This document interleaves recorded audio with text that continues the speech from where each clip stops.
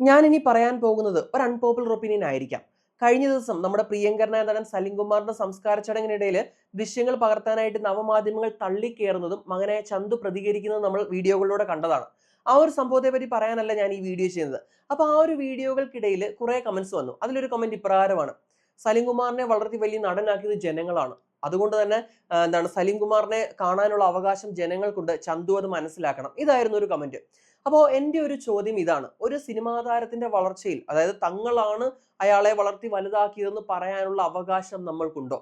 എന്നോട് ചോദിച്ചാൽ ഇല്ല എന്ന് തന്നെ പറയും. കാരണം എന്ന് പറയുന്നത്, ഞാൻ നിങ്ങളോടൊന്ന് ചോദിക്കട്ടെ, മമ്മൂട്ടിയുടെ അല്ലെങ്കിൽ മോഹൻലാലിന്റെ അല്ലെങ്കിൽ പൃഥ്വിരാജിന്റെ ഒരു മോശം സിനിമ വന്നാൽ അയാളെ വളർത്തി വലുതാക്കാനായിട്ട് നമ്മളത് കാണുമോ? ഇല്ല. ആ സിനിമ തീർച്ചയായിട്ടും ആ ഒരു തിയേറ്ററിൽ തകർന്നടിയും. എന്നാൽ ഒരു എന്റർടൈനിങ് ആയിട്ടുള്ള സിനിമ വന്നു കഴിഞ്ഞാൽ മാത്രമാണ് നമ്മൾ ആ സിനിമ കാണുന്നത്. എന്തുകൊണ്ട്?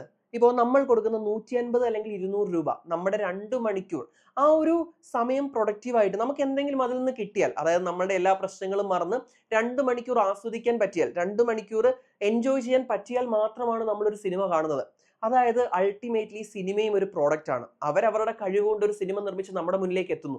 ആ സിനിമ നമുക്കൊരു എന്റർടൈൻമെന്റ് വാല്യൂ തന്നു കഴിഞ്ഞാൽ നമ്മളത് കാണുന്നു.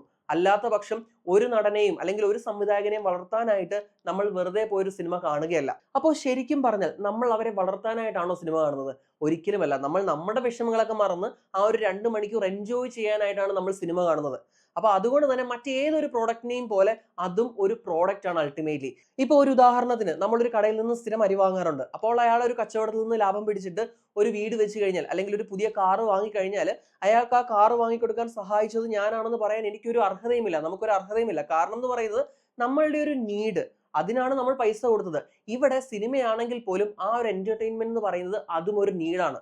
അല്ലെങ്കിൽ നമ്മുടെ ഒരു പൊട്ടപ്പടം ഒരാൾ കൊണ്ടുവന്നു കഴിഞ്ഞാൽ അയാൾക്ക് വേണ്ടി കാണുമ്പോഴാണ് നമ്മൾ അയാളെ വളർത്തി വിട്ടു എന്നുള്ള ഒരു അവകാശ ബോധത്തോടെ നമുക്ക് പറയാൻ സാധിക്കുക. അല്ലെങ്കിൽ അൾട്ടിമേറ്റ്ലി നമ്മളുടെ ആനന്ദത്തിന് വേണ്ടിയാണ് നമ്മൾ സിനിമ കാണുന്നത്. അതിനുവേണ്ടിയാണ് നമ്മൾ ആ പൈസ മുടക്കുന്നത്. അപ്പോൾ അവരുടെ കഴിവ് കൊണ്ട് നമ്മളെ ആനന്ദിപ്പിക്കാൻ പറ്റിയാൽ മാത്രമാണ് അവരൊരു സ്റ്റാർ ആവുക. അത് അവരുടെ കഴിവാണ്. അപ്പോൾ ഇങ്ങനെ ഒരു അവസ്ഥയിൽ നമുക്ക് അവരുടെ വളർച്ചയിൽ കയറി അവകാശം പറയാനായിട്ടുള്ള ഒരു അർഹതയും ഇല്ല എന്ന് മനസ്സിലാക്കണം. അത് ഇത് എത്ര എത്ര പേര് ഉൾക്കൊള്ളും എന്ന് എനിക്കറിയില്ല. ചിലപ്പോൾ ഈ ഒരു വീഡിയോയുടെ താഴെയും ജനങ്ങളാണ് സിനിമാക്കാരെ വളർത്തുന്നതെന്നൊക്കെ വേണമെങ്കിൽ പറഞ്ഞേക്കാം. പക്ഷെ അൾട്ടിമേറ്റ്ലി ഞാൻ പറയുന്നത് പോലെ ഒരു വാല്യൂ പ്രൊവൈഡ് ചെയ്യാൻ കഴിഞ്ഞാൽ മാത്രമേ ഏതൊരു സിനിമയും അല്ലെങ്കിൽ ഏതൊരു പ്രോഡക്റ്റും വിജയിക്കുകയുള്ളൂ. അപ്പൊ എന്താണ് ഈ ഒരു കാര്യത്തെ പറ്റിയുള്ള നിങ്ങളുടെ ഒപ്പീനിയൻ? കമന്റ് ചെയ്യുക.